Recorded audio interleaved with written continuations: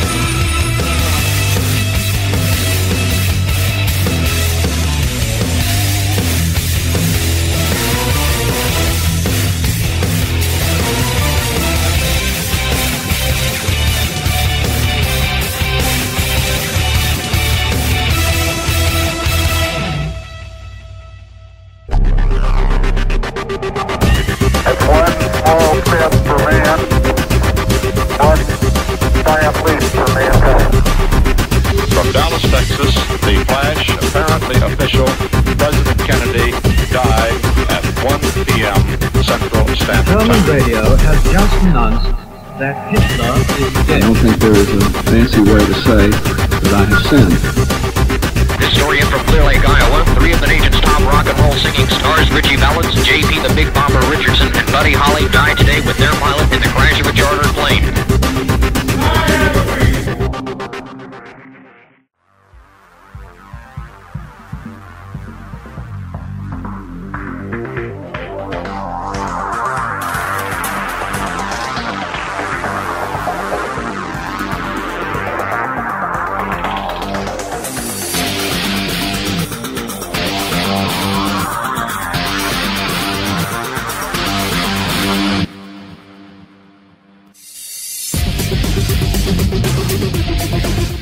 Welcome to Pop Odyssey Radio.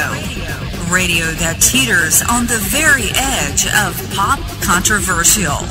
Join us as we explore the strange and unusual, the mysterious and bizarre, and the unexpected and unexplained of the most prolific and profound cases of rock and roll, pop culture, and the entertainment industry. And now, your hosts, Stephen Wren, and author and rock historian extraordinaire, R. Gary Patterson.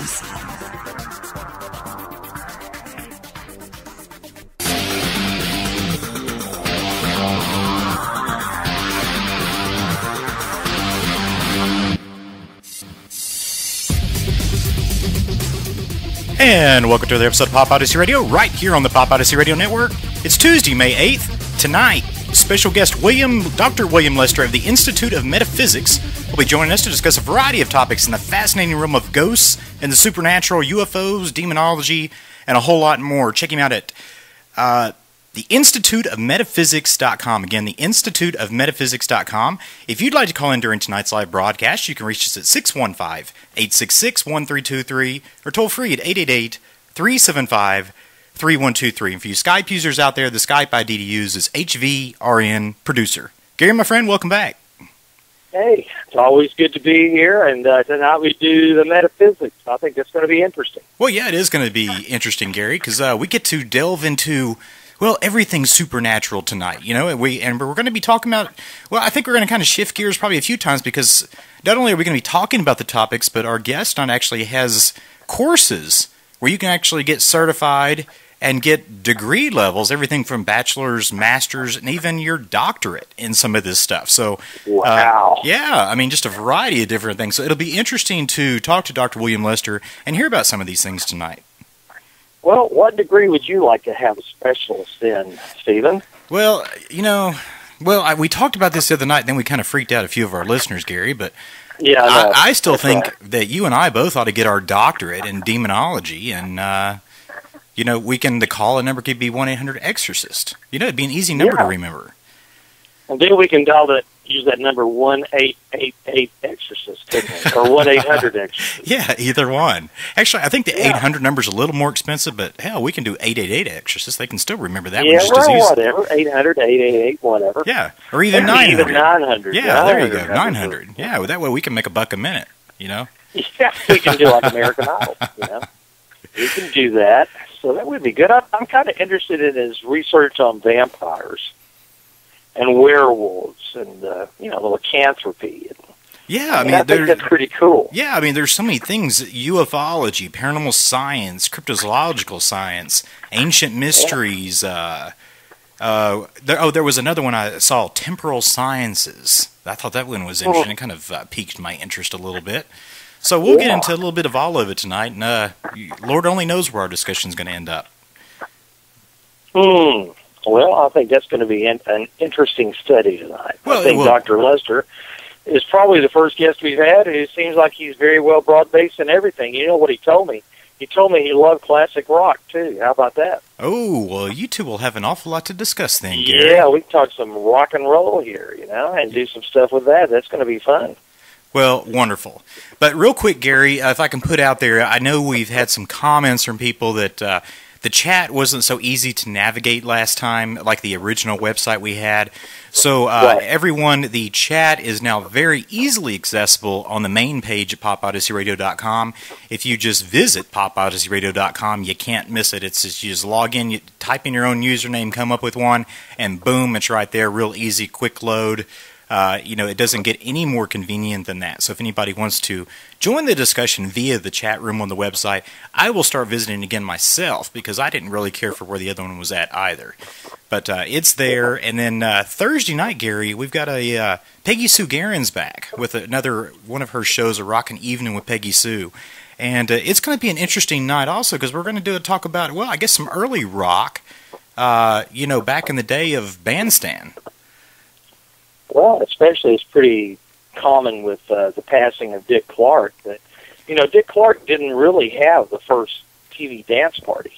I mean, American Bandstand wasn't the first show in which teenagers danced to rock and roll. So it's going to be kind of interesting to hear the story with that. And I know that Peggy Sue always brings on great guests, and we're glad to have her back. And she's raring to go, and everything seems great, so I'm ready to hear, and let's listen to the classic days when you could dance on television. Wouldn't that be fun, Steve? What dance would you do on TV? Gary, I don't think anybody want to see me dance on TV, but... Well, I don't know.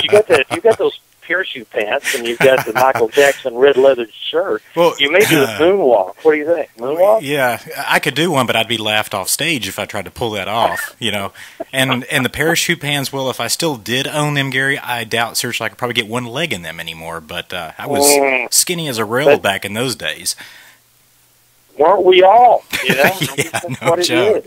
The wonderful thing of age caught up to me, and it hasn't been too bad to me, but it wasn't the most gracious either. So, well, it's just like Newton says: there's gravity, and it sort of catches up with you. It falls down in your stomach, and your butt, and your thighs, So you got to watch that. Yeah, very much so. Very much so.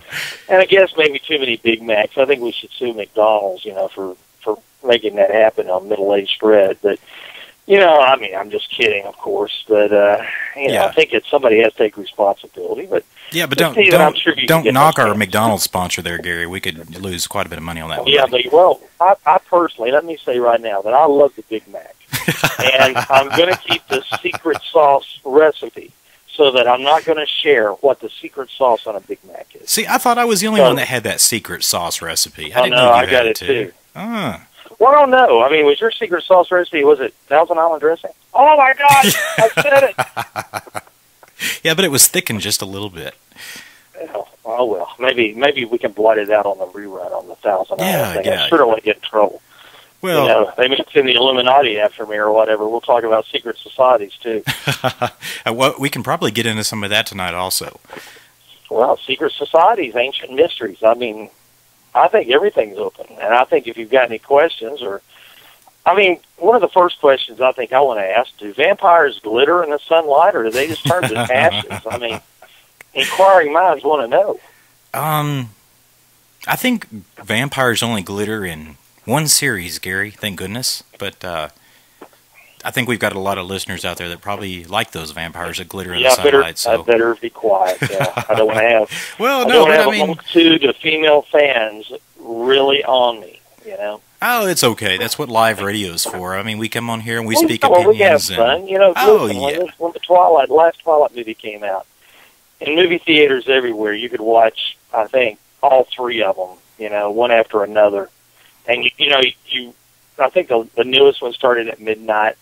And I'm just sitting there, how many people would sit there through three of those shows? Now, you know, my own personal taste, and I love the vampire story, you know, but I think that the first one, you know, that was kind of hokey. I just did not like the very first Twilight. And then the second one, that was okay. You know, that was all right. And the third one, I don't know. And I haven't seen, and maybe the third one's the newest. I'm sure somebody will correct me on it because I am really not a Twilight fan. But, you know, still the idea that vampires glitter in the sunlight bothers me. I want to say something else that bothers me. You know, when we do the new Dark Shadows movie and Johnny Depp is playing Barnabas Collins, I grew up watching Dark Shadows on TV, and it was a scary movie, even a scary, TV series, but even a scary movie. And Johnny Depp pretended to be the vampire coming back, and all the one-liners with Tim Burton. I mean, in the movies, it should be played for fun, but, you know, still. I mean, Dark Shadows was great. I just hate to see it turned into sort of a little campy film. Yeah, when was that? I'm off my soapbox. Yeah, when was Dark Shadows? When was that? Dark Shadows was in the 70s, and from what I understand, when the show was on, it wasn't doing very well, so they just had a few shows left, so the producer said, let's add a vampire. So Jonathan Freed came in, played Barnabas Collins, and as soon as the vampire appeared, the show went crazy. People were, you know, and then all of a sudden it lasted for years. Right. And there were 2 films made on Dark Shadows, and actually the first film was quite good. And I just remember, you know, that I would rush home, and even in college, you know, people sit around the dorm rooms watching Dark Shadows, you know. And it was, if you've not seen it, you need to go to a video rental, and you need to check it out, because it was pretty far ahead of its time, both as horror series and just what they pulled off on daytime television. So, right. I loved it. It was great, man. Huh. Well, I'm sure they have those probably on box DVD sets now where I could actually go back and watch some of those. So yeah, I think you could. And, you know, the other thing is Supernatural. I thought it was interesting. They actually finally had the new shows on the last couple of weeks. And I think maybe it might have 2 more in this season. And I hope they renew it for another one, because I do enjoy that series. I mean, I really do like Supernatural. Yeah, I'm starting to learn that about you, Gary. Like yeah, you talk about Supernatural quite a bit. We're going to have to get somebody from that series on the show. Yeah. Yeah, I think I might have to make that a mission just to get somebody on here so we can interview them and talk about it. But good stuff. Well, Gary, I guess we will go ahead and run to our first commercial break tonight, but we're going to get our guest on the line, Dr. William Lester of the Institute of Metaphysics. Make sure you check him out, theinstituteofmetaphysics.com. And if any of our listeners out there want to call in tonight, 615-866-1323, or toll free at 888-375-3123. Gary and I'll be back with our guest right after this.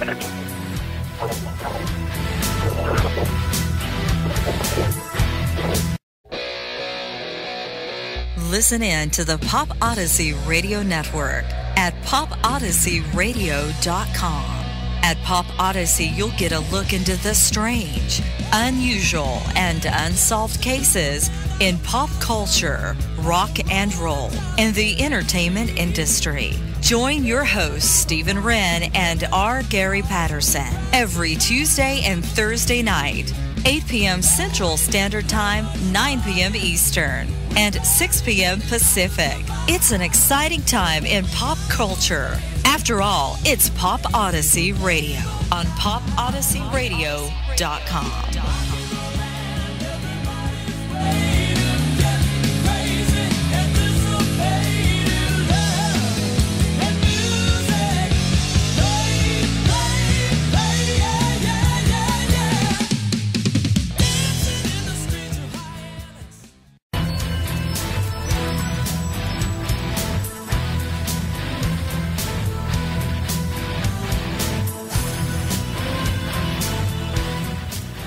And welcome back from the commercial break. It is 21 minutes past the hour. Any of our listeners out there want to call in with any comments or questions on tonight's fascinating subject, feel free to reach us at 615-866-1323 or toll free at 888-375-3123. And as Gary and I said when we opened up a few minutes ago, tonight we're going to dabble in a variety of different things. We're going to get into paranormal, we're going to get into supernatural, demonology, UFOs. If there's something out there that we're not covering that you'd like to hear about or ask our guest tonight, feel free to call in or message in. We'll be happy to try to address as many questions as we possibly can tonight.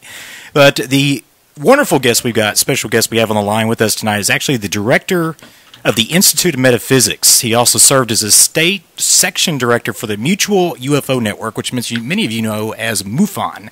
He's the author of Shadowland, a quarterly magazine that features science fiction, fantasy, and horror short fiction. He also published four books, Star Messiah in 1999, The Children of the Night in 2002, Dimension X in 2004, The Victory of Death in 2006, and here most recently in January 2011 he released A Celebration of Freedom, JFK and the New Frontier.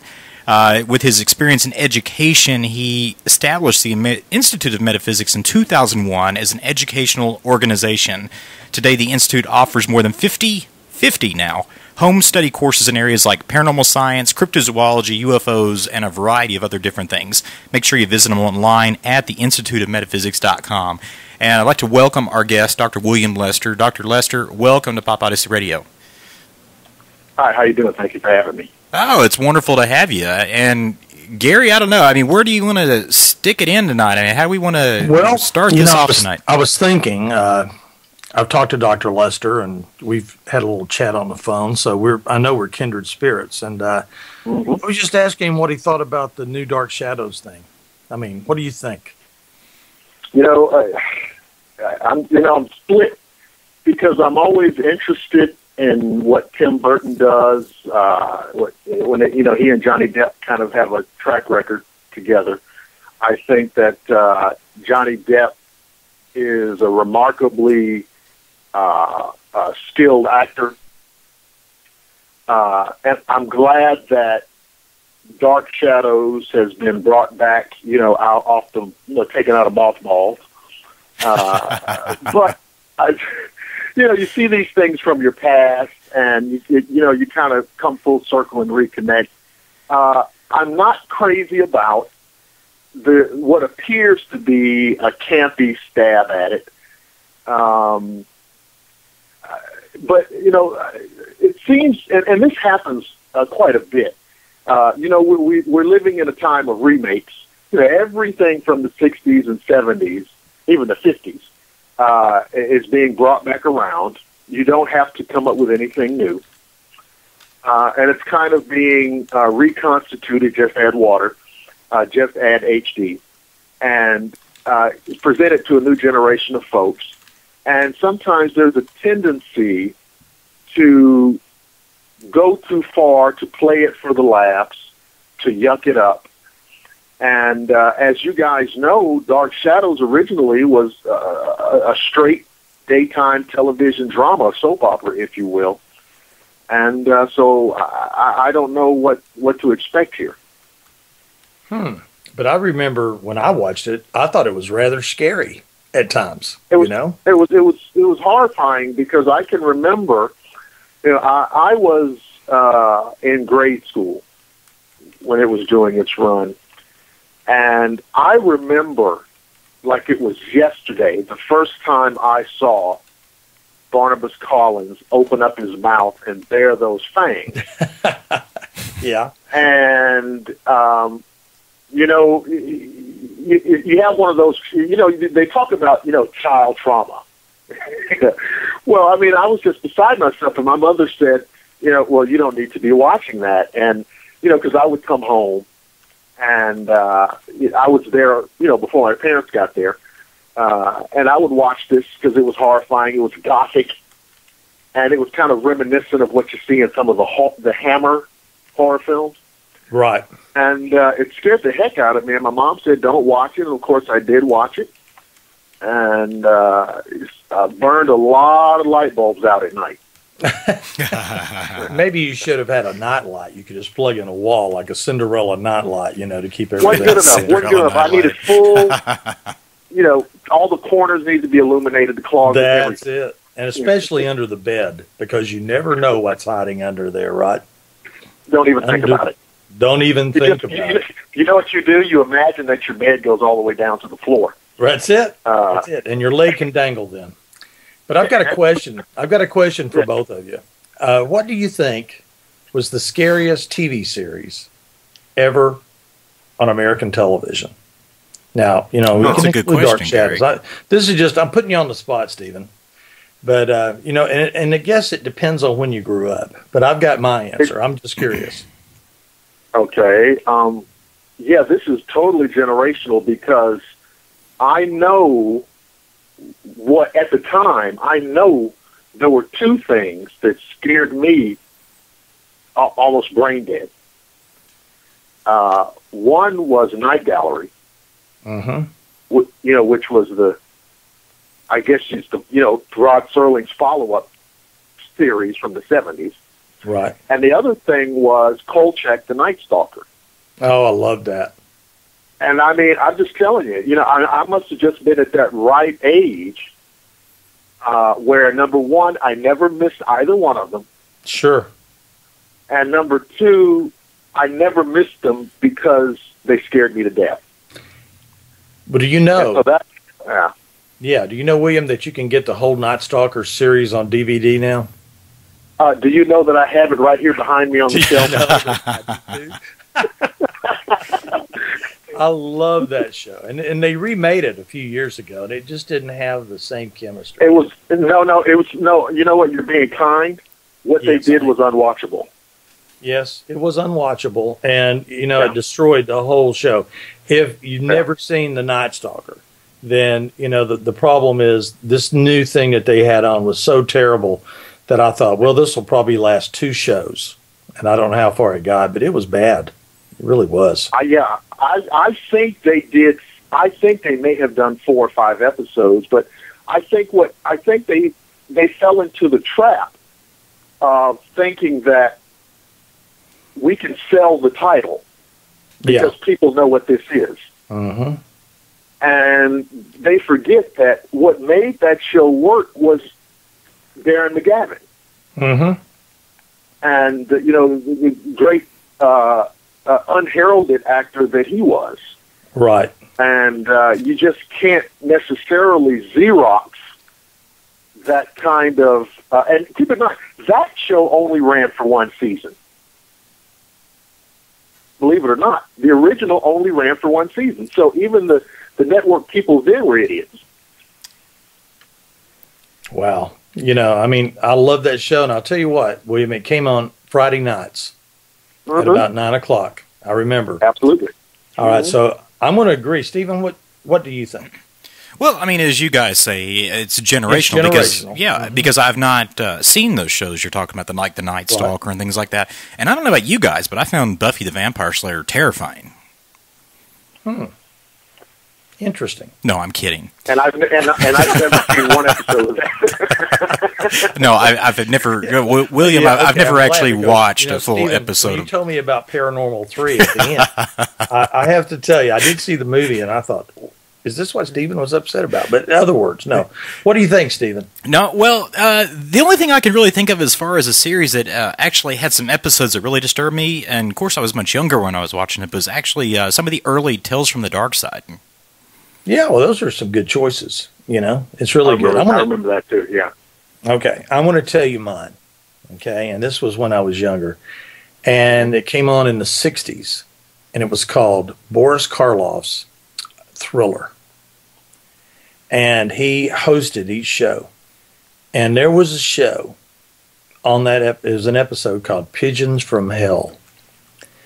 And it was a story about these brothers whose car breaks down in the bayou in Louisiana, and they go into this so deserted mansion, and there's zombies, and I mean, oh my gosh! And this thing came on 10 o'clock on Sunday nights, and I remember this scene with this zombie walking with an axe halfway through his skull. And this is on television in the 60s. Well, let me tell you, the music, everything. And I'm going to tell you, before we get into the dark side, which I love, but music plays such a fantastic role in horror films.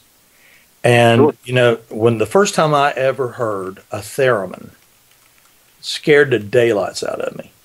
And it was in a movie like, gosh, what was it? Dracula. Well, it was some horror movie I saw. Dr. Jekyll's Daughter. That was the one. It was in black and white.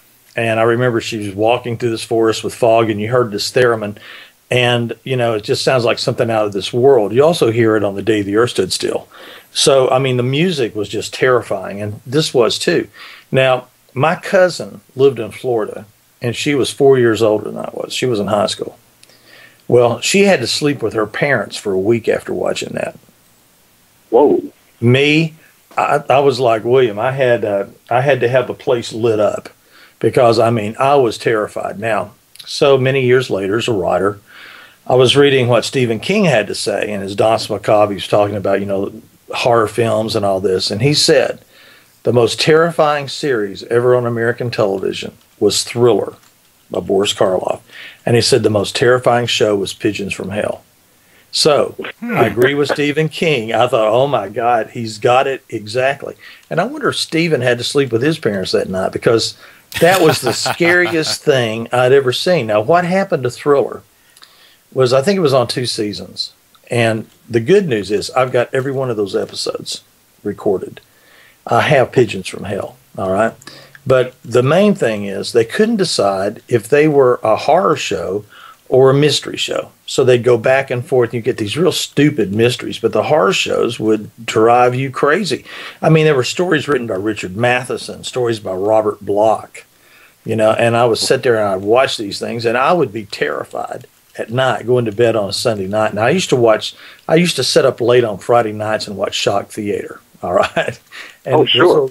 Yeah, and those movies, they never affected me as much as this, you know. But it was a combination of it. It was great. And so much irony in the show. So if you ever get an opportunity to see Thriller or see some of the shows, don't miss it. Because, I mean, it is prime American horror television. And I agree with everything you said. Now, The Night Stalker, Steve, I'm going to have to let you borrow my DVD set and watch them. Because I think you'll love it when you see it. The Night Stalker? The Night Stalker. Yeah, we actually, JD, who's going to be on one of our Paranormal 911 episodes 1 week from tonight, actually, he's in the website chat, and he said he saw the whole series on Netflix. So that's another place you can get it also, which I don't have a Netflix we're talking about Night Stalker. Yeah, the Night Stalker series. Yeah. Well, let me tell you, if I remember correctly, the very pilot episode was a vampire in Las Vegas or something. Maybe and they kind of segued it a little bit. They changed the premise slightly to the series. The series is set in Chicago, right? And so the storyline, of course, Carl Kolchak, you know, he's the reporter, and he gets fired all the time because he goes after these stories that can't possibly be true. So obviously he gets fired in Vegas, and when the series opens up, he's in Chicago. Right. But yeah, you're right. The pilot, the series name is taken from the pilot. The pilot movie is called The Night Stalker, which is, you're right, about a vampire in Vegas, and it's 1971, and it holds up wonderfully. It's got a lot of tense moments. It's not gratuitously graphic or violent, but in spots where it needs to be, of course. Sure. And they do a really good job of building up the fear and anticipation about what's going to happen. I mean, how do you, if you're the police in Las Vegas, how do you credibly go out and say we're trying to track down a vampire? Right. Especially one who's known to rob blood banks. Exactly. Yeah, exactly. And so it's all of that is in there. And one of the things I think is really cool about that series is that almost every episode you see mainstream law enforcement or mainstream academia or mainstream science running butt up against this inexplicable phenomenon. Right. You're right. In almost every episode. And even though they're a party to it, even though they're mixed up in it, even though they're right in the middle of the action, at the end of the day, they're still going to want to tell you nothing happened. That's right. Which is almost like it is today, isn't it, William? With a lot of discoveries. It's absolutely. I think it's always been that way. So nothing. Some things never change. Yeah, exactly. And I was just thinking. I also like a TV series called The Invaders, and it's been on a few times with Roy Thinnis. And he was an architect who sees this flying saucer land. And the first episode was called Beachhead. And a lot of the invaders have a mutated fourth finger on their hand. And when you shoot them, they turn to ashes. And you can never find the body. And, it was a great thing about Cold War and paranoia.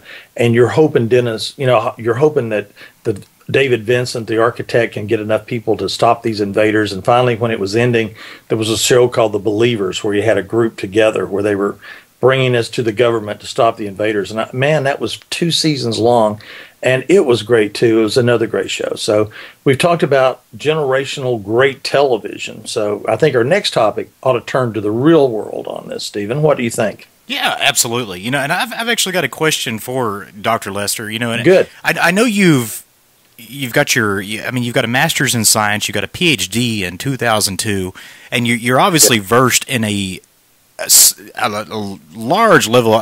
So many different topics. Out of all the different things that you've obviously focused on and done your studies on, what really is the most intriguing to you out of so many different courses and things that your school offers? Well, let me cheat and give you 2 answers because I'm being serious in that they represent an equal level of intrigue. Mm-hmm. The first is UFOs. Okay. And this is intriguing for me, not for the reason that you might think. Now, am I intrigued by the phenomena itself? Obviously, yeah. Sure. But what intrigues me most about this issue is what it does to us. And what I mean is this. If you just take the 20th century alone, just the 20th century, you have something of the magnitude of millions of photographs, video footage, eyewitness testimony, government documentation. Let's not forget the Army Special Report number 14, which is the largest independent UFO report ever done, where they came back and said there were 22% unknowns, and the most logical explanation was extraterrestrial in origin. That's the Army saying that. Mm-hmm. So, most people don't even know that. So you have all of this kind of cumulative data. And in many respects, we still kind of, bop along like this stuff isn't happening. And I find that fascinating because it's literally the biggest story of all time. Yeah, I completely agree. We've had Stanton Friedman on, which I'm quite sure you're familiar with him, and we've also had Preston Dennett and some other authors and voices in the field of paranormal and ufology and things like that. But why do you think it is? Because I know there's other governments that have actually come forward and are actually, releasing some of this stuff. But why is it that it seems, or at least from my own perception, that the U.S. government continues to keep such a tight lip on this, even though you've got different branches of the military that are citing these things, some are documenting these things? Why is it that we continue to keep such a tight lip about it? Well, I think it shows a couple of things. Number one, you mentioned there are other countries coming forward and being forthcoming with this information. I think one thing it shows the real scope of our power and influence around the world. when another sovereign country can release this information, and ostensibly it doesn't matter because we haven't signed off on it. I think that there are several things going on. I think that after a certain amount of time has passed, and you have engaged in excess secrecy, I think you reach a point where you don't know how to do anything else. I think it becomes almost endemic in your infrastructure. You can't tell the truth because you don't know how. Literally, I mean, it's a dysfunctional process of government. So there's that on a very basic level, on a very fundamental level. Number two, how do you say to people, we've been lying to you, but now we're going to tell you the truth? Well, I mean, that's a good point, yeah. Yeah, I mean, you think it's easy to do, but when you step back, it's, how do you do it? And then next, who's going to be the one to do it? It's always that kind of thing like in the cartoons when they say who wants to volunteer, and, three guys step back, and you've got the one guy left standing there. Well, who's going to be the one? What president wants to be in office when this comes up? Who wants to be sitting as a member of the Senate or Congress when this comes up? So it's like, well, yeah, we'll do that once I'm out of office, that kind of thing. Yeah. So all of these things are in place. Then you've got the issue of technology. Mm-hmm. You got the issue of technology because it is probable that there is technology connected to this that will cause a geopolitical firestorm. Okay? And then the big one, what I think is the big one. Religion? I think that, absolutely. I think that when you factor in what I call it the Zechariah Sitchin factor, the Eric von Daniken factor, the Chariots of the Gods factor, yeah. I think right there is the big stop sign. Yeah, I've wondered that for a long time, yeah. That's the big stop sign, and because this issue is going to get down to who we are, why we are here, why we believe some of the things we believe, and I think that there are too many of us that are simply ill-equipped to cope with that kind of information. Now, that number is shrinking, but there's still too many of us who cannot stomach that. And I've witnessed that kind of hostility in my work over the years. So I think all of those things put together means that, we know that we know that you know, we know that everybody else knows, but we're not going to make it official. So what do you think it's going to take in an aircraft like that Keanu Reeves movie where it just kind of lands in Central Park? I mean, yeah, I've kind of thrown that out in the past. I think that there's going to be an incident or a series of incidents that are going to be, for whatever reason, they're going to be impossible to cover up or put a spin on. I think with the proliferation of digital technology today, everybody's got a cell phone camera, everybody's got this, and I think there's going to be an event in a populated part of the world, or even a populated part of the U.S., where there's going to be so many cameras trained on it, and these images are going to go around the world at the drop of a hat, and there's going to be no way out. And I think, and they may even be waiting on that to kind of get them off the hook. But I think it's going to be something like that. But there's never, and I tell people get so angry when I say this, there is never going to be a day when a government official steps up on the podium, and ladies and gentlemen, may I have your attention. We've been lying to you for 70 years, and here's the deal. That day is not coming. That day is not coming. the day will come when there's an incident that's going to need to be explained, and then I think that gets them, like I said, that gets them off the hook. Oh my God, look what happened, that kind of thing. Which country do you think is the most forthcoming with sightings? With sightings? Yeah. And releasing information. France, Russia, Japan, maybe Canada. A lot of things coming out of South America, Mexico. Yeah, I was thinking Mexico. Well, yeah, everybody but us, okay? Go figure. Yeah, what a shock that is. But yeah, I mean, and it's interesting that we're so powerful and influential. We are able to operate without even acknowledging this in the public arena. Now, all kinds of things are going on behind the scenes, and of course, we have people that know and all of this, but like I said, we're not going to disclose. The United States is not going to disclose, and I know my disclosure friends, it makes their head catch on fire when I say that. But it's not going to happen.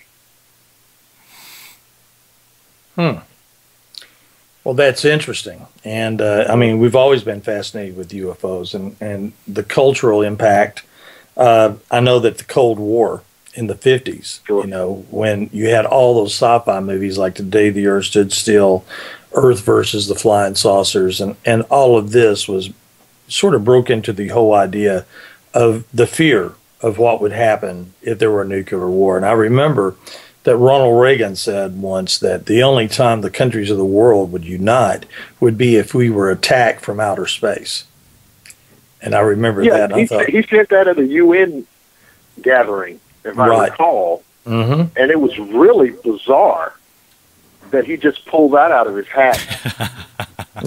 Well, he's an actor. And I remember, I've seen the video of it, and if you notice when he says something like an alien threat, and the camera pans around to some of the panel members, and they're dumbfounded that he said it. And I think, I don't believe that this was just something he was just making some random analogy. Right. Because there's too many other less controversial ways to do it. I think he said something that he wanted to say. And because he was Ronald Reagan, he wasn't going to get called on it. Yeah, good point. So, but you mentioned the Cold War and the movies of the 50s. When you talk about that, keep in mind, in the 50s, the Truman era, the Eisenhower era, you're just a couple of years removed from Roswell.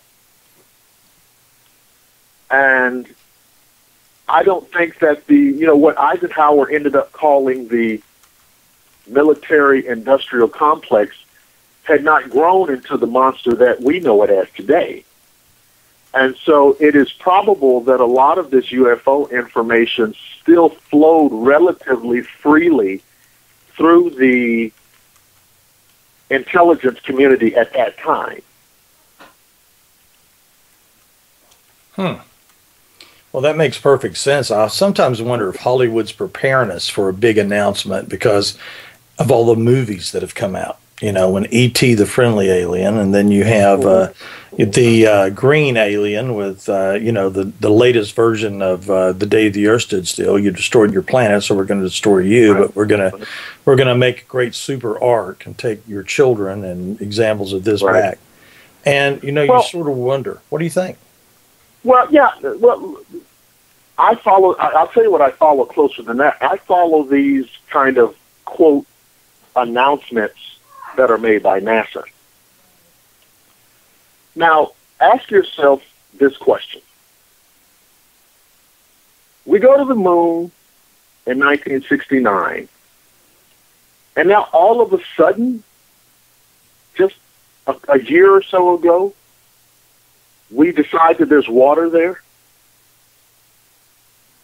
I think they knew there was water on the moon in 1969. Then you have these extrasolar planets that we discover. Because I remember a time when we were not really sure if planets existed outside of our solar system. And now we're up to 500-600 extrasolar planets out there of every size, shape, and configuration. Okay? And so everything they tell us gets a little bit more Star Trek every time. You know, oh, there's a planet here that's, oh, it looks green, you know, and they're really silly with it. Well, this planet looks blue, and so maybe it's water, or maybe it's ice, and maybe this planet has trees, and all these kind of things. And I just kind of monitor their announcements. And every time they come out with something new, they're taking you a little bit further in. And so that's what I pay attention to. The movies, yes, I think the movies have always been a little bit of an indicator. But I look at these scientific, these NASA announcements very carefully. I don't think it took us 40 years to figure out there was water on the moon. You know, you're thinking about a great TV series. You remember the series Dark Skies? Mm-hmm.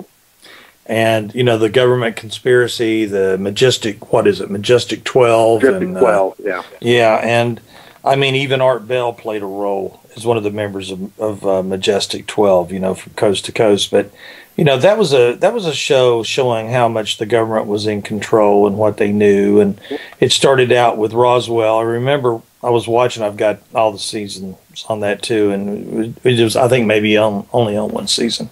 But I remember it starts out with Truman at Roswell, and they have an encounter with the aliens, and the alien, through telepathy, tells Truman to surrender, you know. And Truman determined that they would fire on the spacecraft, and they shot it down. And you know, that was it was pretty interesting how they put it together. And of course, it was in the typical idea of paranoia as they're running, trying to hide, and aliens are chasing them as well as the government. Well, we already know, in many respects, that scene you just played out is real in many respects. We know for a fact that there have been engagements between flying saucers and United States Air Force personnel. Right. We know that that's happened. Now, if somebody were to tell me that there have been instances where we shot down UFOs, it wouldn't surprise me one bit. It wouldn't surprise me at all. We have had confrontations in the air with these objects, and if any of the Roswell information is to be believed, they knew, they being the administration, the military, they knew within 24 hours of recovery of some of the debris and, you know, ancillary materials. They knew within 24 hours they were dealing with something extraterrestrial. And it definitely wasn't a weather balloon, right? Well, you know what? Let's shoot a bullet through that tonight. The Roswell Air Base, of course, was home to the 509th Bomber Group. And we all know now that at the time, this was the only wing that was trained and equipped to deliver nuclear weapons. It was an elite bomber wing. Now, the people who lived in Roswell, the citizens of Roswell, were used to seeing weather balloons. They were utilized, and they came down regularly. I mean, the mailman would recognize the weather balloon. So, the odds of one of these highly trained, unique men, the most unique on the planet at the time, the odds of these men misidentifying a piece of their own equipment is so infinitesimal as to be absurd. Oh, I agree with that. Okay, so all of the debunkers who tout the mogul balloon theory or the weather balloon theory are just blowing smoke. Mogul was not even a top secret operation. What it did was top secret. Okay. The materials that comprised of the mogul device were standard materials, polyurethane, what have you. So it wasn't even top secret. You know, so the two most prominent debunker charges are beyond ridiculous. Wow. You know, we chatted earlier, or I guess it was later last week before we did the show, but I was telling you about our friend Peggy Sue Guerin, who Buddy Holly wrote the song for, Peggy Sue. Well, she has a show on Thursday night, so I'm going to give you listen to this. Her name is Guerin, Geron, and her family had Russian ancestry, so Yuri Gagarin was her cousin. Oh. How about that? The first rock goddess, and her cousin was the first cosmonaut, or the first man in space. And to make it even more interesting, her father worked at the Roswell plant at this time. Now what? And what kind of file do you figure Hoover had on her? I don't know, but I'll tell you, she and I have had many interesting discussions on this. And it might be fun on our show Thursday night if we had some time. It might be nice to let her talk about it because she's got some definite views. And there's a few things she knows. All right? That's red hot. That's red hot. It's red hot. And, when you talk about, somebody with her name and the background with Buddy Holly and how, she's the number one female name in rock and roll. I mean, her name's mentioned in so many songs. And, she is a believer, let me tell you. And her father was on the base, and it was in 48, and then they moved to Lubbock, Texas, and so she's heard an awful lot that you've not seen written down, and I can't talk too much about it, but I don't know what she's going to do with it, but she's got a heck of a story that pulls it all together. But I thought it was kind of interesting that the first rock goddess in American rock and roll was also the cousin of Yuri Gagarin. I think that is something that's fascinating. Yeah. Yeah, that is they talk about 6 degrees of separation, but that's fewer than that. Wow. Yeah. Very much so. Well, guys, we're going to go ahead and run to this top of the hour break real quick. We're going to give our guest a little bit of a break here. But you're listening to Dr. William Lester of the Institute of Metaphysics. We're talking UFOs. We're going to get into a lot of other things. I do have a couple questions on some more UFO stuff, one coming from Chad and one of my own, actually, when we come back from this commercial break. But everyone stay tuned. We'll get into a variety of other things here in this next hour. Stay tuned.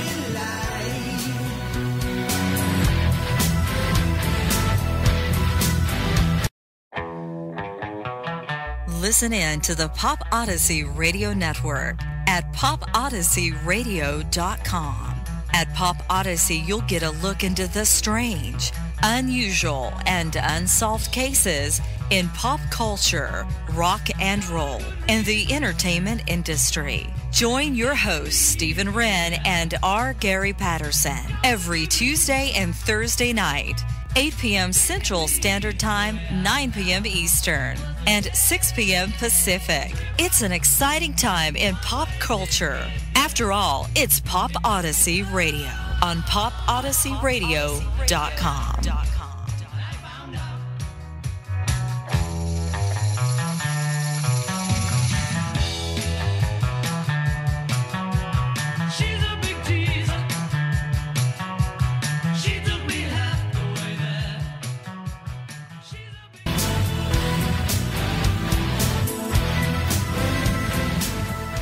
And welcome back from the commercial break. It is 6 minutes past the hour. Our guest tonight, Dr. William Lester of the Institute of Metaphysics. Make sure you check him out, the instituteofmetaphysics.com.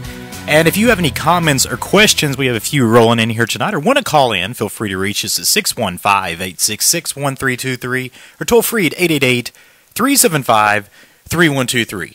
And, you know, that first hour, Gary, I'll have to say was quite impressive. I mean, it's educational, informative, and I know we want to, Dr. Lester, try to get into a few other topics with you now, but while we're kind of on the back end of the subject of UFOs, ufology, things like that, I did want to ask, you know, when you get into the, you were talking about the, you know, here recently talking about water on the moon. You know, when the 1969 Apollo moon landing, you know, with Buzz Aldrin and Neil Armstrong, there's been conspiracy reports over the years, and I never knew if it was a bunch of fabricated hockey puck or what, that there was actually some kind of UFO encounter while they were up there. They witnessed something while they're up there. What are your thoughts on that? Well, you know, NASA's done such a good job at, what's the word I want to use, sterilizing some of the communications. I'll tell you this. Let me answer it partly this way. There was a time, not very long ago, when the NASA missions communications were, you could actually listen to in real time. And of course, inevitably, you get statements on there like, "We have the alien craft in sight right now," or things to that effect. Oh, absolutely. There was a time where these communications, and you know the old traditional Houston, we have a problem, that kind of thing. Right. These things were being broadcast in real time, and people across the world were recording them. And of course, when these communications went public, you know, we had the advent of the internet and YouTube and all of this. Mm-hmm. NASA, I don't think they scramble the signal, but it's on a delay so that they can get rid of something that they don't want out. And that's interesting. And some of you NASA fans out there ought to ask them why they do that now. Because according to them, it's our space agency. But there have been little snippets all through the years with these astronauts having UFO encounters. And so I think the answer is yes.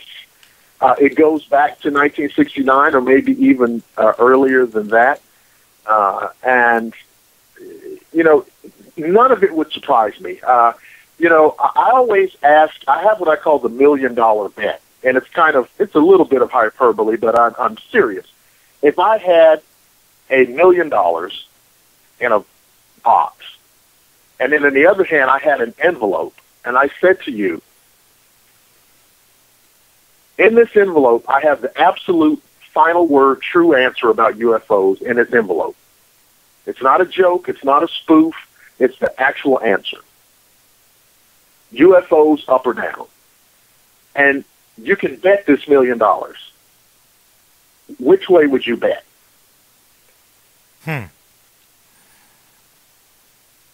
That's the litmus test.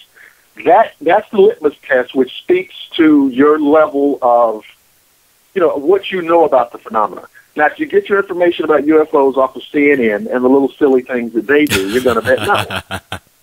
Yeah, true. Okay.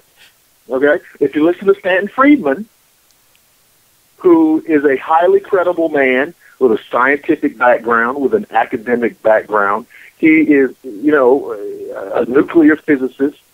A man of the highest integrity. You listen to him and others like him, you're going to vote the other way. True. Yeah, very good point. Well, Stanton is very, very passionate in his beliefs, you know, so, I mean, it's really easy to go with him. Oh, yeah, and I'm glad that you used that word because, you know, Stanton, you know, he has this gray basket kind of thing he does, right? Stanton is a scientist, and he does approach this issue from a scientific standpoint, and he's certainly not given to, you know, wild flights of fancy, and I think that's why he's considered to be so credible. Yeah. You know, this is not some guy sitting in the basement with a construction hat on, you know, just looking at the NASA, looking at the SETI readout. Yeah, very true. And real quick, I don't want to keep staying on the subject of UFOs tonight because I know that we got so much other stuff we could talk about. But it was brought up in our chat, and I don't know how familiar you are with the, I think it was in 1996, Dr. Lester, the NASA tether incident. Are you familiar with that? Yeah. What are your thoughts? A little bit. I think I've seen some of the video, and I've looked at a lot of the NASA video, and after a while, your eyes start to glass over. But I think it's another one of those. I think it's another one of those pieces of footage that's kind of out there now. Mm-hmm. And what's fun, you can see a lot of it on YouTube. And what's really fun is to look and see how hard they have to work to debunk it. And usually the debunking explanation is far more absurd than the idea of aliens.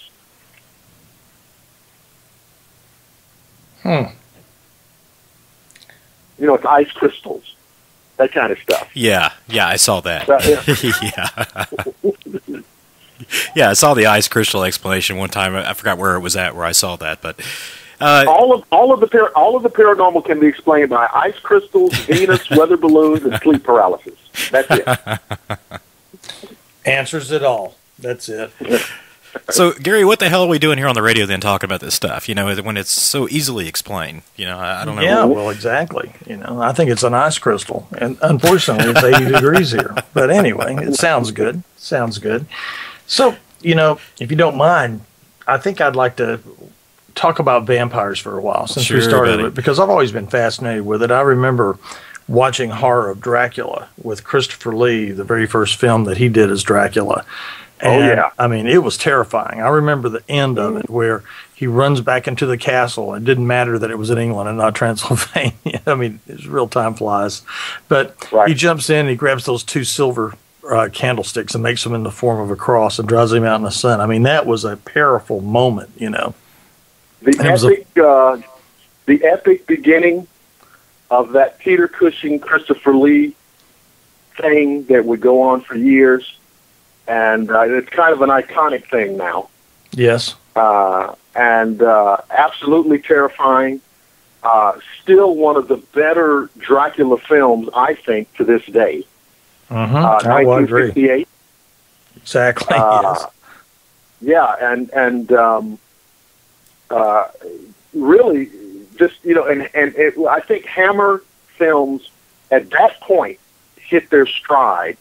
And they really kind of, if you think about it on a timeline, we had a lot of universal horror in the 40s, 30s and 40s, and they kind of culminated in the mid-50s with the Creature from the Black Lagoon. Mm-hmm. And then in the late 50s, all the way up through the mid-70s, it's almost as if Hammer picked up the mantle and took horror to another level, full color, a little bit more graphic, a little bit more poignant, definitely gothic. Oh, yeah. Absolutely. Yeah, those Hammer horror films, Christopher Lee. To this day, I love Christopher Lee. Oh, and it was started for me with his role as Dracula. It was the first time that they ever had fangs in a movie. And it was the first time that blood ran out of their mouths. And, he had blood running out of his mouth. Yeah, what's with that? He did bite her, and those marks. I mean, Bela Lugosi just made some great face gestures. And in the 50s, there was a movie called The Return of the Vampire or whatever, and you didn't see any graphic thing like that. But when Hammer came out, you were scared to go to sleep at night. And, I mean, that was the purpose of it. And they had so many good movies. I think the last Christopher Lee Dracula movie was The Satanic Rites of Dracula, I believe. I remember... I loved like Dracula AD 1972 and Taste the Blood of Dracula and all these really with the Hellfire Club and the little references to those guys in England who had a lot of fun being bad.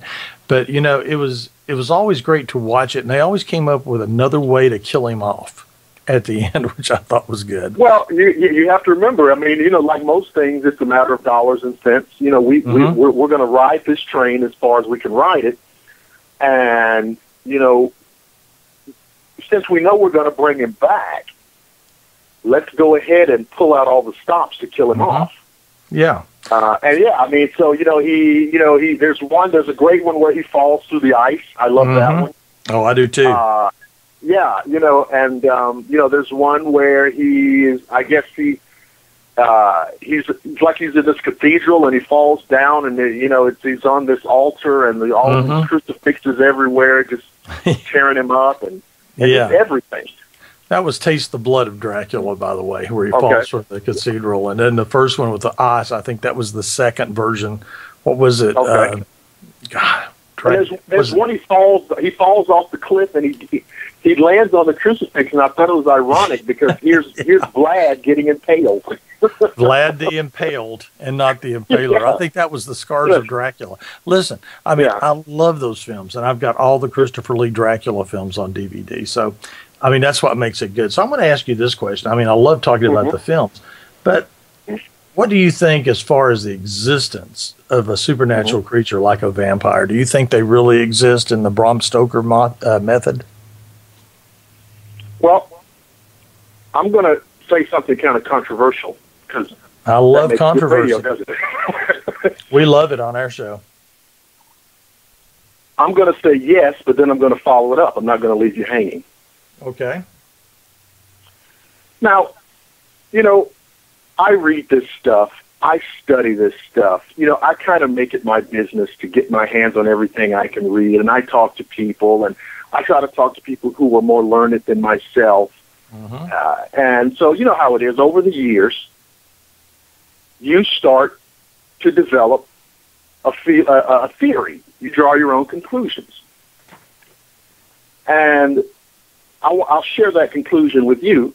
And, of course, you and your audience, people can take it for what it's worth on its own merit. We're all familiar, of course, with possession, mostly through films like The Exorcist. Right. Sure. Okay? Well, I have had more learned people than I say to me that there are different types of evil spirits, and therefore different types of possession. We're familiar with one. In this type of possession, this particular type of entity tries to take possession of a deceased body as opposed to a living body, which again we see in The Exorcist. And when this entity takes possession of the dead body, it of course has free reign to, for example, not have to follow the rules of physics, to not have to follow the rules of biomechanical or bioelectric or physiological processes. The human body is designed to do certain things and not do others. But because it's dead, the body is dead, there are no life processes going on in the body. It can't be hurt. Bullets can't kill it. Bullets can't stop it. A blow to the head won't render it unconscious. And so one of the theories that was put to me is that vampirism is itself a form of possession. Okay. In which the entity animates the body and draws upon something called cellular memory, which I think has creeped into mainstream medicine. I'm not sure, but it draws on something called cellular memory so that it can appear and sound and act just like that person was in life. No, that's bizarre. That's just one. Wow. Yeah, I mean, and it's really creepy. Yeah. When you spell it out like that, and then of course the need to drink blood is explained as kind of a metaphysical rule where we know the symbolism, historic symbolism that blood has in our history. And so this entity must consume this blood in order to maintain possession of the body. And this falls under one of these categories. These demonic forces are still bound by certain mysterious cosmic rules that they have to play by. The vampire cannot enter into your house unless you invite him in. And who knows why? It's just one of the rules they have to go by. There's a kind of there's a kind of philosophy in demonology that says that ostensibly the demonic cannot interfere with your life unless somehow you give it permission, even unknowingly. Which means lock up your Ouija board. Well, yeah, I always, I always tell people about, Ouija boards have an ominous reputation for a good reason. I hear people all the time talking about, I did this with a Ouija board, I did that with a Ouija board, no problem, no problem, no problem. But I would tell them this. If I looked at all of the demonic cases that have crossed my desk in the last 25 years, I would guess that 80% of them had a Ouija board somewhere in the story. What I would agree. I've heard that as well. Yeah. Yeah, and that's a big enough percentage for me to take note of, obviously. Playing with a Ouija board is ostensibly akin to going to bed at night and leaving your front door not unlocked, but wide open. That's a good analogy. Yeah. That's what it's like. And since you would never do that for all of the obvious reasons, I would say don't do it on a paranormal level. Because if you're trying to communicate with the spirit of your, Aunt Hilda or what have you, I would say this to you. By and large, human spirits, ghosts, don't need the Ouija board to contact you. So, if something is coming through to you on the board, no matter what you think, you need to be skeptical. Yeah, I completely agree with that. Yeah, completely. Yeah. And it's funny because you can go to Toys R Us right now and buy a Ouija board. Sure. Yeah. And but I always tell people just don't. Just don't. Okay, when we talk about vampires, you talk about Bram Stoker, and when Dracula came out, I mean that's the complete genre. The vampire who has a strength of 20 men, that he can turn into a bat, a wolf, he can control the meaner things at night. And when you think about that, I mean, Hollywood really prospered on the concept because they followed the Stoker model. And I don't know, how many people do you know who, Bram Stoker belonged to the Order of the Golden Dawn, okay? And, of course, a lot of people aren't familiar with that, but that was one of the largest occult societies in Great Britain, and Yeats belonged to it, and there was also a guy whose name was Aleister Crowley, who belonged to it as well.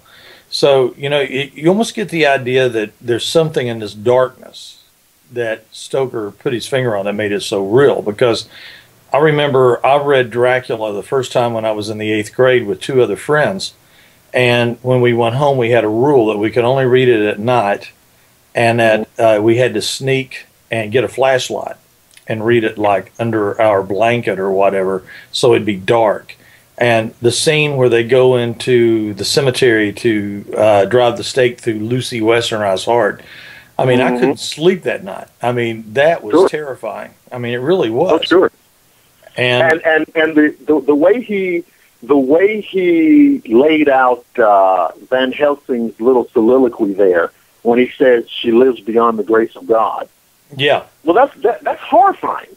Yeah, it is. I mean, because she's damned. I mean, what's worse than that? No. I think that's as bad as you can get. Yeah, and so it's horrifying. And I don't know. I could never say for certain, what Bram Stoker knew and when he knew it. What did he know and what did he know and when did he know it? But yeah, I mean, it is strange that he tapped into something that is still the gold standard And maybe that's for a reason. I mean, maybe sometimes these people hit on more truth than we want to say. Well, it's true. I mean, when Dracula came out, everyone thought it was a fictional character. And then In Search of Dracula came out, and we heard about Vlad Tepes, and the Borgo Pass actually exists. And I have a friend who takes tours to Transylvania to visit Dracula's castle on Halloween, and they have this big mass ball of vampires. They dress up.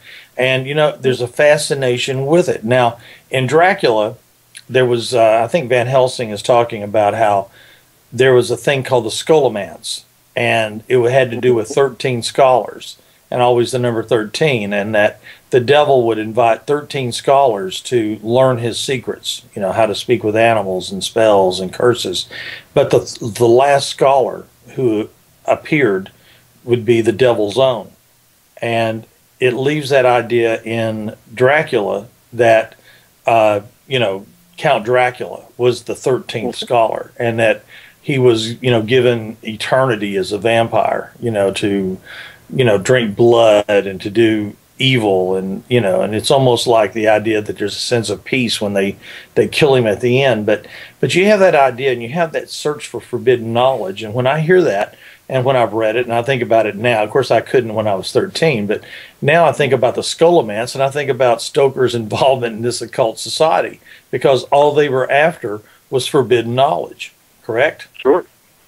And that's it, So I think about that and I say, wow. And if you go to London, that cemetery that they killed Lucy Westenra's vampire spirit is Highgate Cemetery.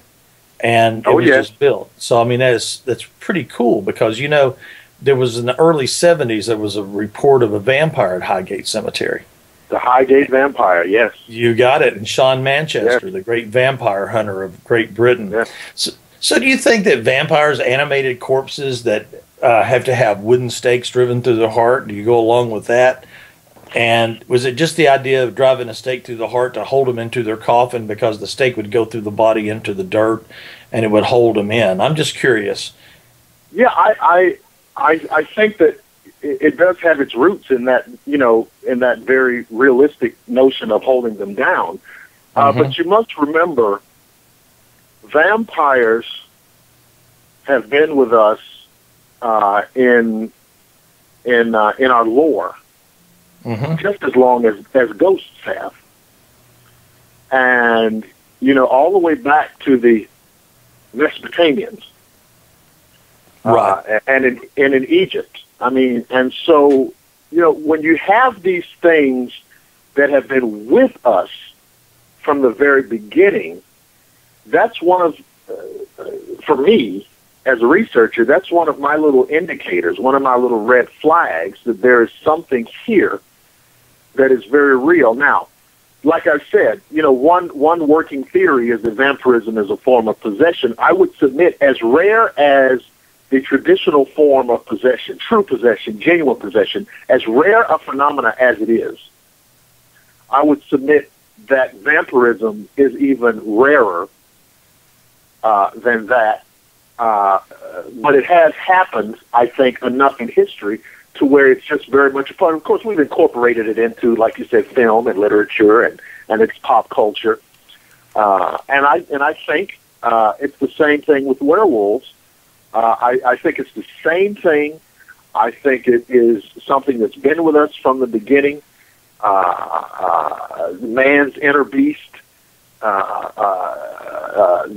duplicity of man, the dichotomy of man. I think there's something real to it. I don't pretend to know what the ultimate answers are, but people get a kick out of it when I tell them, yeah, I think it's real. I don't think there are vampires and werewolves out there running roughshod over society. It's not an underworld situation. But I think at its core, the phenomena is real. I mean, there have been cases of people being tried for lycanthropy, and in France especially. And one of my favorite stories, you may have to help me on this, took place in France, where this woodsman saw a wolf attacking children, and he takes his axe and he hits the wolf in the head, and he follows the bloodstains, and he comes to a small cottage, and when he goes in, there's a man lying in bed with a gash on his head. And I think that is the Beast of Gévaudan. Yes, and he confessed. He confessed to killing and eating children. Right, and I believe exactly. he was burned at the stake, wasn't he? He was burned at the stake, right? And actually, that case was novelized in Guy Endor's The Werewolf of Paris, which in turn was there was a film adaptation that Hammer did called Curse of the Werewolf, which was a film adaptation of The Werewolf of Paris. So, in essence, that story, you know, has just followed us right along. You know, there was a case in the 80s, I don't know if you're familiar with, of a gentleman in England who came under demonic possession, and when he was exorcised, he began taking on the physical characteristics, very lupine physical characteristics. I don't know if you're familiar with this story. I think the man's name was Bill Ramsey. I'm not familiar with that. But, I think his name was Bill Ramsey, and there was eyewitness testimony by policemen because he accosted someone in London, and he was jailed.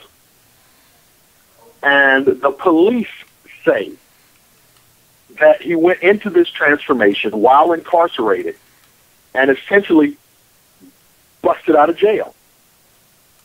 The jail couldn't hold him. His physical strength was such that the jail couldn't hold him. Now think about this. If something possesses the physical strength to escape a jail cell, you can't stop him.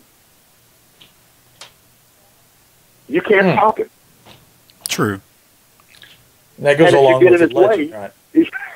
Yeah, you know, and but this I think occurred in the early '80s, late '70s, early '80s, and of course the story, you know, it's kind of tongue in cheek called The Werewolf of London because of the movie, right. But this was a case where this guy took on the physical characteristics of a wolf, and it's extraordinary. And I haven't read of a case of that magnitude since the case that you referenced in the 1600s. Right. You know, it reminds me of even a man who is pure at heart and says his prayers at night may become a wolf when the wolfbane blooms and the autumn moon is bright. You know? Yes, it's terrifying. It's terrifying that these kind of things are out there, that they're possible. And that's the real terror of it, that it's possible. Not that it's happening every day, but it's possible. Sure. Do you think that, for instance, you know, if one of our listeners was being chased by something, and I mean, I've heard so many great legends that, what is it, that if you throw rice or you throw salt or something like that, that a vampire has to stop and count each one of them, and that he can't cross running water. And, you know, you have all these things and protection. I mean, driving a wooden stake through the heart, but I've also heard there's only certain types of wood that work. I mean, you couldn't go out, pick a piece of furniture and make it into a stake and drive it to his heart. What are the woods? Wood laminate. Wood laminate. He'd pull it out and laugh at you. You know, that would be a stake and it would be you. But what are the woods that are used for stakes that really do away with vampires the best? The ones I've heard were ash. That's it. That's one. One I've heard was dogwood. Yeah, I can see that.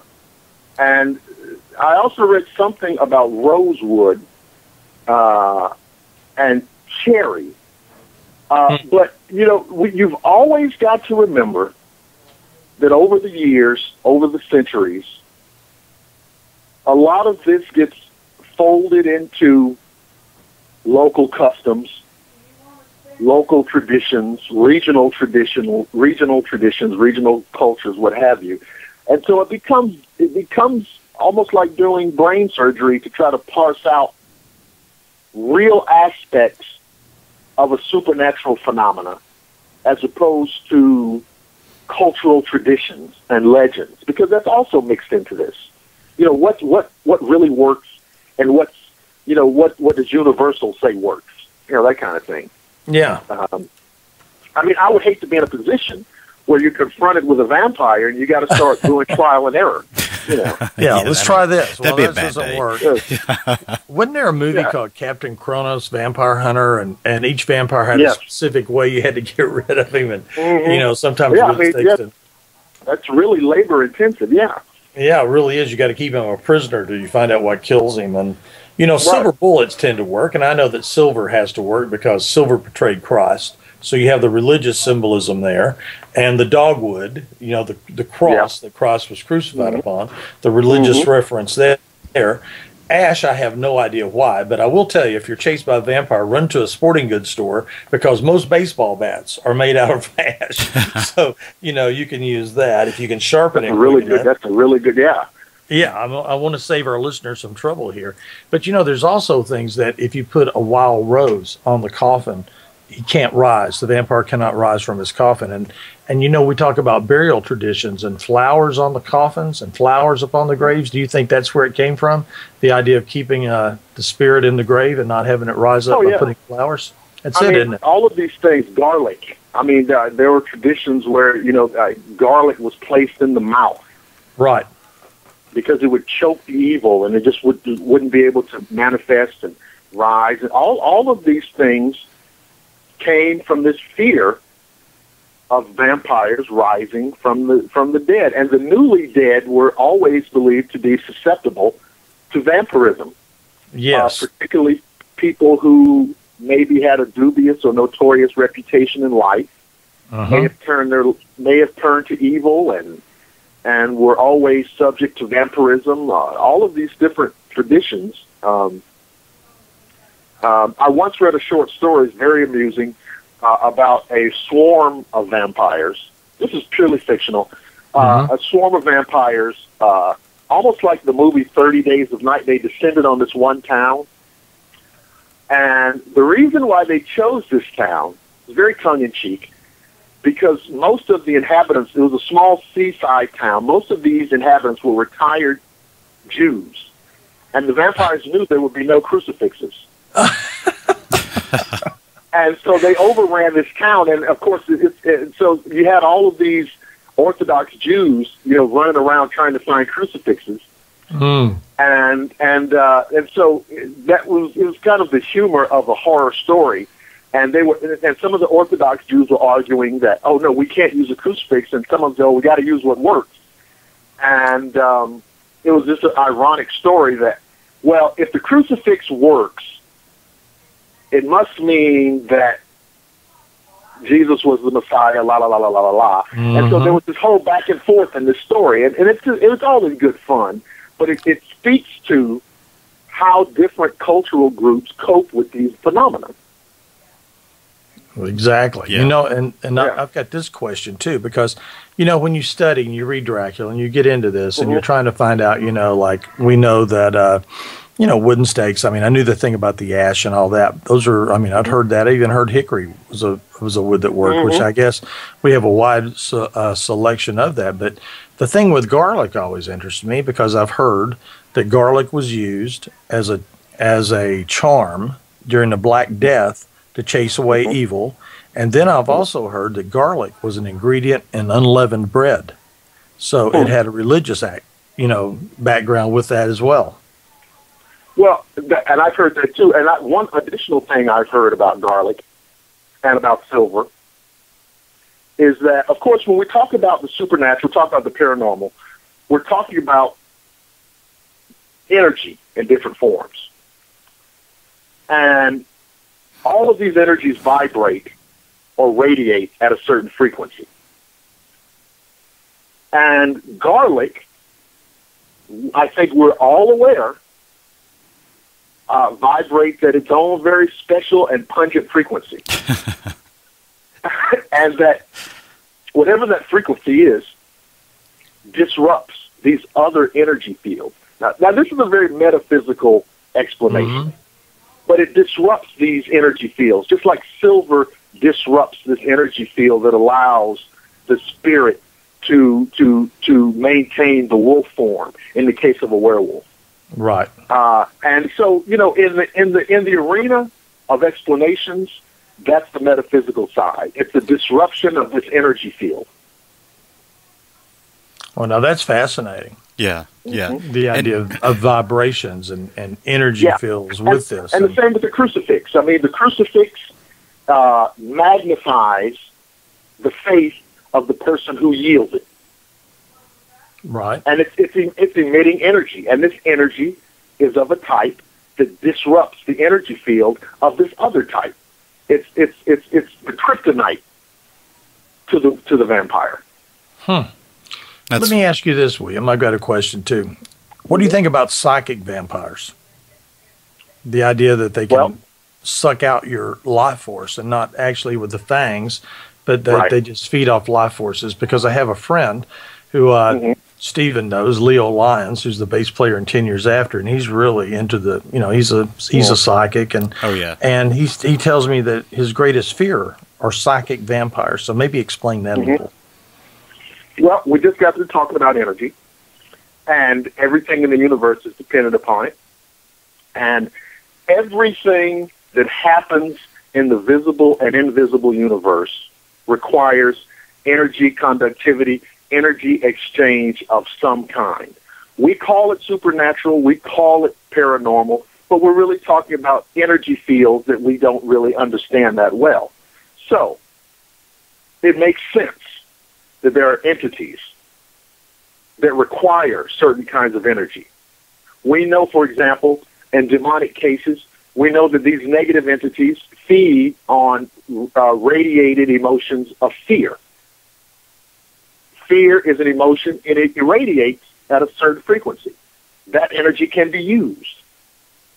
So the same can be used with every other kind of emotion, whether it's happiness or sadness or excitement or anger. All of these things radiate a certain kind of energy, and if that's true, it also must be true that there is an agency that can feed on it to subsist itself. And when I, as an English lit teacher, and I've always been fascinated, besides with the Dracula story, but I was reading Coleridge's Christabel, which is a story about a lamia. All right. And of course, for our listeners who don't know what a lamia is a creature that can it's more of a serpent creature that can take the form of any other creature, but it has to have a flaw. So if it was a rat, maybe it wouldn't have a tail. Or if it was a fly, it would have a withered wing. Or if it was a person, it would have maybe a withered arm. But it can't be perfect because only God can create perfection. And I was reading in Christabel to show you how much the Romantic poets of the 19th century are into this, which was, before Dracula was even considered. In Christabel, there's a line where it says about there's a leaf in the tree, and it's about to fall. It's in winter, but it says it was a day before the month of May, which would make it, April 30th? Something like that, which is Walpurgis night, right? The Grand Sabbath. Oh, okay. You see what I'm saying? And so this evil creature, the lamia, is waiting by the tree for Christabel, who's praying for her boyfriend who's in the Crusades. And this leaf is about to fall, so it's on Walpurgis night. And, for people who may not be into this, I mean, this is supposed to be the one night of the year that all evil forces have full sway. And so here's Christabel, written by Samuel Taylor Coleridge. And, it's really a great vampire story, except it's not a vampire, it's a lamia, but it's more like a psychic vampire because she feeds upon the life force of her victim. So even in great works of literature, the vampire lives on, and even Lord Byron created the first vampire story with Lord Ruthven, vampire, Vampyre, and his physician, Dr. Polidori, stole the manuscript, and when he found out that he had tried to publish it, he drank acid and committed suicide, which is probably one of the least likely ways to go. But, just how powerful it is when you take a look at the vampire legend as compared to Twilight. Twilight's a pretty Disney-rated vampire, isn't it? Well, yeah, I mean, it's vampire bubblegum music.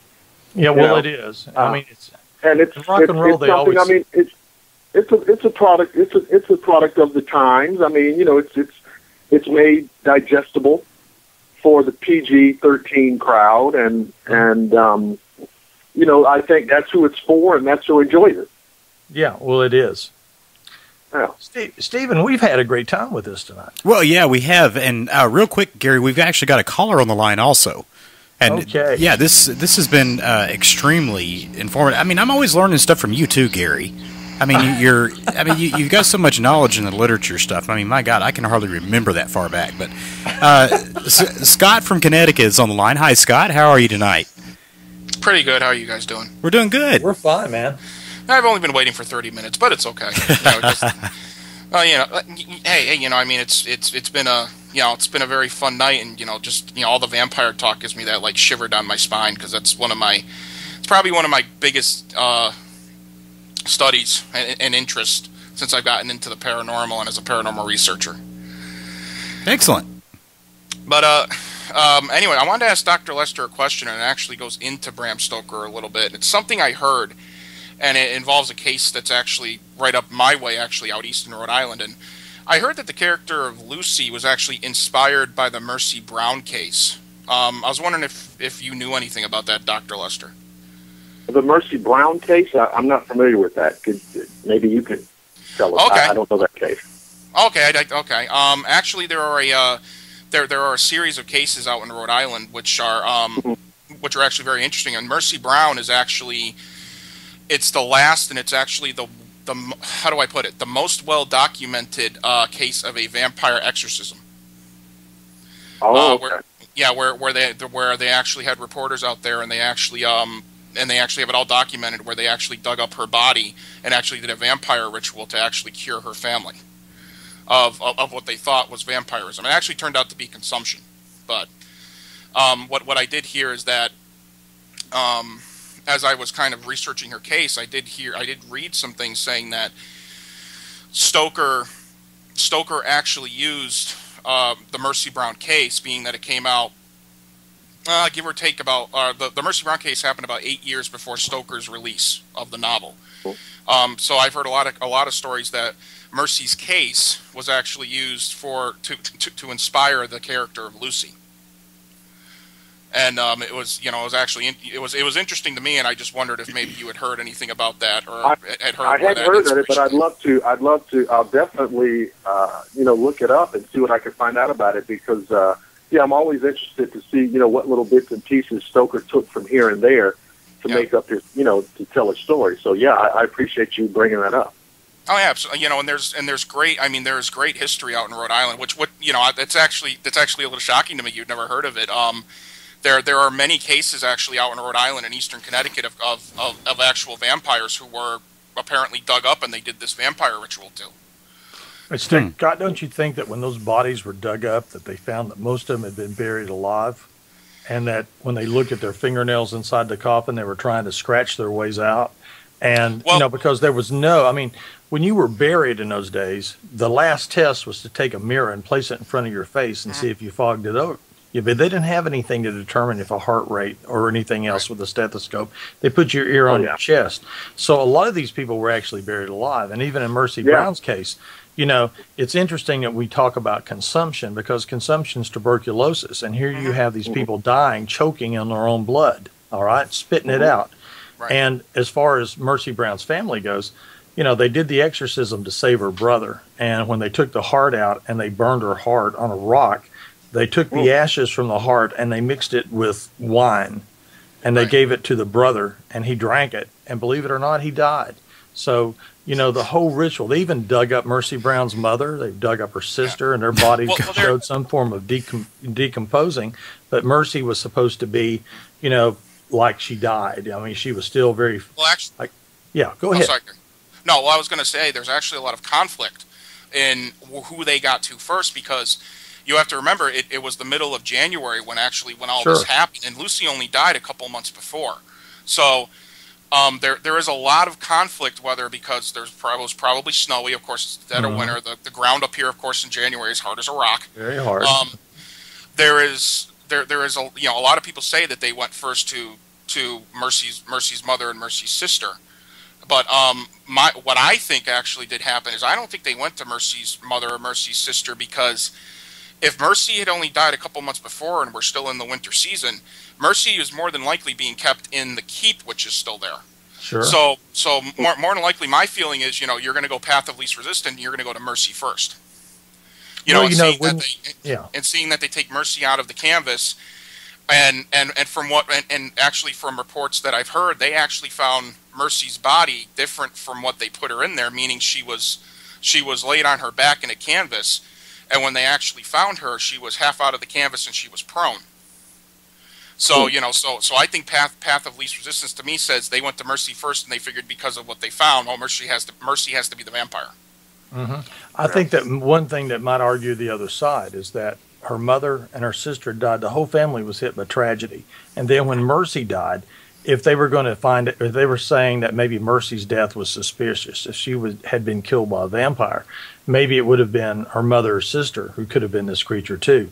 But, in France, there was also a vampire fear, where at Père Lachaise, that actually there were stories of attacks on children by this vampire, and they found out that there was a French peasant who a cart had run over, and when they exhumed his body, the French noticed that his body was still pliable, there was no sign of decay, and there was traces of blood in the coffin.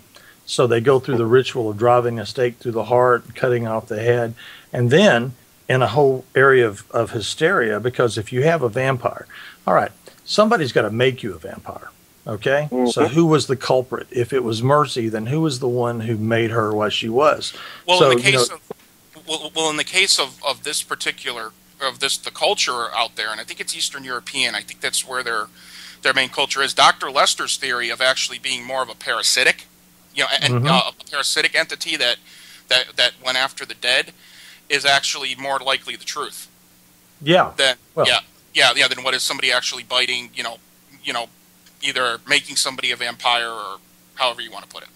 Right, but at the time, the legend at the time was, they looked for marks and they came at night and it was like a succubus or whatever it was.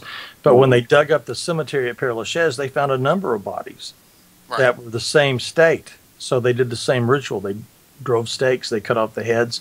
And then they noticed their fingers, and a lot of these people had been buried alive, and they were trying to claw their way out. And that's why you had the fresh blood, or you had traces of blood drained. And if it was in winter, a lot of the bodies were preserved longer. And when you go to Père Lachaise, when you walk through that cemetery, the crypts, they reach almost to the sky.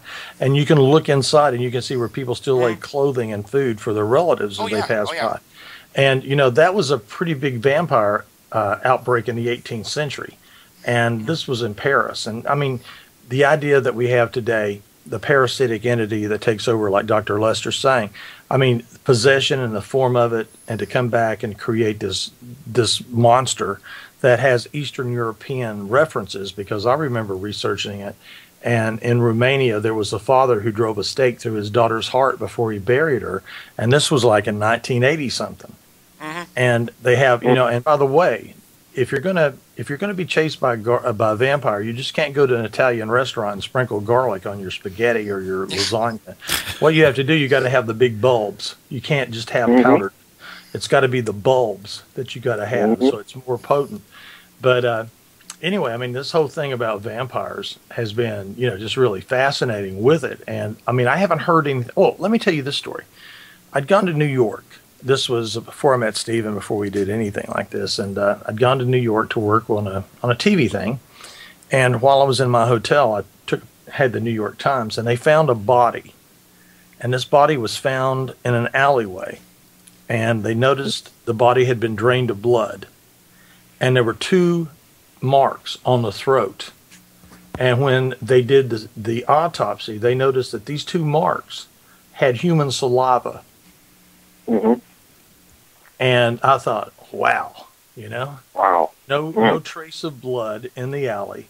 The body had been drained, and the 2 marks on the jugular vein had human saliva on the marks. And this is in New York. So, I never liked walking through Central Park at night.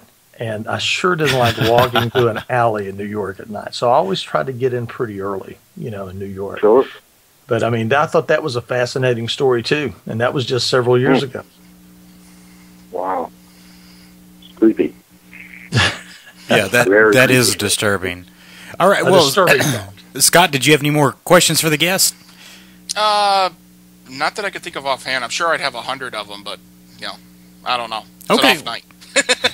Well, thank you for calling in, Scott. We appreciate it, buddy. Thanks, Scott. All right, guys. You have a good one. You too, buddy. Yeah, bye-bye. Bye-bye. Stephen, before we run out of time, I've got to tell you, Dr. Lester, this has been a very enjoyable show for us. Absolutely. Oh, for me as well. It's a great conversation. And we appreciate you being on with us, and we want you to come back again soon. But I think we need to talk. Yeah, well, we're going to. And the one thing that I think we need to talk up now is let's talk about your institute. Is it in Atlanta or close to Atlanta? Yes, we are in Atlanta, and of course, being online, we're global. But yeah, basically, we have all of these courses, everything at the basic level, certification courses, all the way up to doctoral level, and all the subjects that we talked about tonight and more: UFOs, ancient mysteries, paranormal studies, cryptozoology, demonology. We have temporal sciences, which is very interesting, studying the science behind time travel. We have a conspiratorial studies section. We have a section called millennial philosophy, which is kind of like we're in a new century, a new millennia, and we have a new online demonology course. It's actually done totally, online, and that's fun for a lot of people, and that's a certification course. And so, anybody who's interested in these topics, the Institute has been here for 11 years. We have students as far away as Perth, Australia. Okay, so it doesn't matter where you are. A lot of people want to, actually get a degree in something that they're actually interested in for once, right?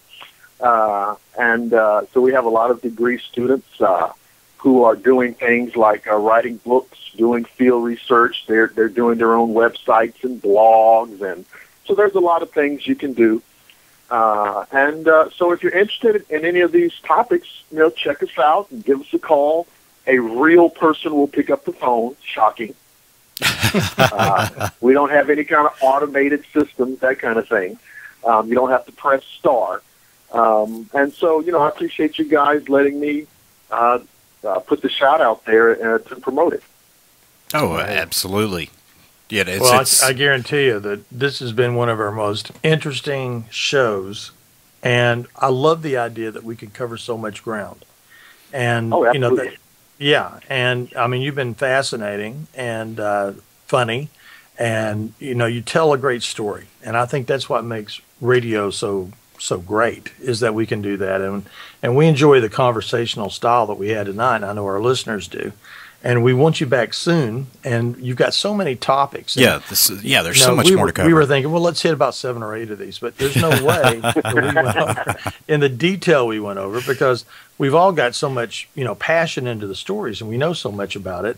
It was just so good to be able to, focus on the UFOs at first and then go into the vampire legends, since it seems to be the hot icon in Hollywood now, even in television, Vampire Chronicles, all of this. And in the Twilight series, but still to go over it and be able to talk about it and bring it up. And I mean, I know that demonology would be something that'd be fascinating. We've had a couple of exorcists on the show, and I guess I'm going to ask you this final question: have you ever performed an exorcism?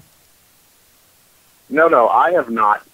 There are people that I work with that have done that. What I do now at this stage in the campaign is, I do the academic stuff. I do the research, and I can tell them the background and the history and what they need to do, and, give me a call and tell me how it works out.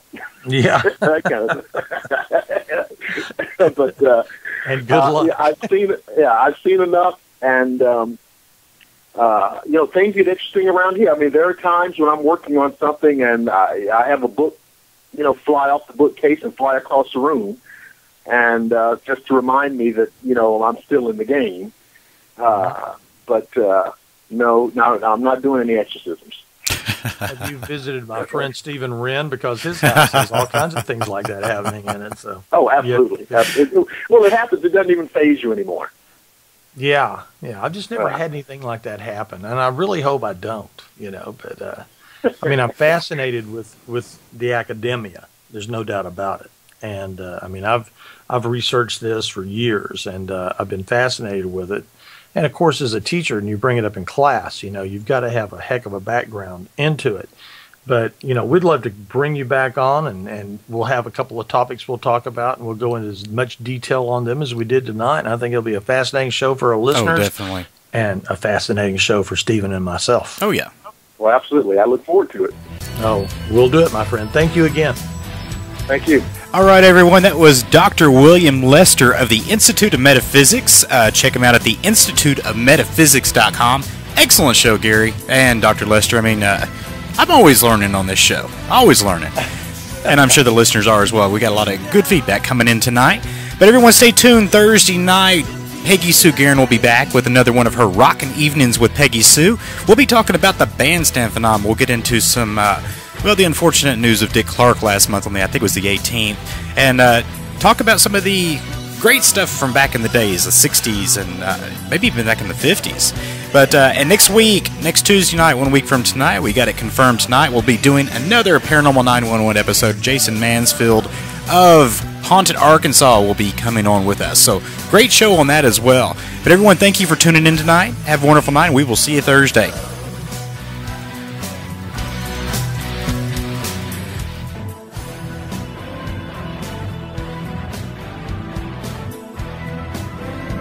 You've been listening to Pop Odyssey Radio on the Pop Odyssey Radio Network. Pop Odyssey Radio is a production of Pop Odyssey Entertainment. We'd like to thank the following parties for this live broadcast and those associated with the content provided by the Pop Odyssey Radio Network. Sound broadcasting software and licensing provided by celebrity psychic Ron Bard. Radio broadcasting servers provided by the Haunted Voices Radio Network. Web hosting provided by Bluehost Professional Web Hosting. Voiceover talents provided by Tammy Miller. Shows produced by R. Gary Patterson and Stephen Brennan. Archives produced and edited by Adobe Audition, bringing you the ultimate solution in sound quality. Grab your copy at adobe.com.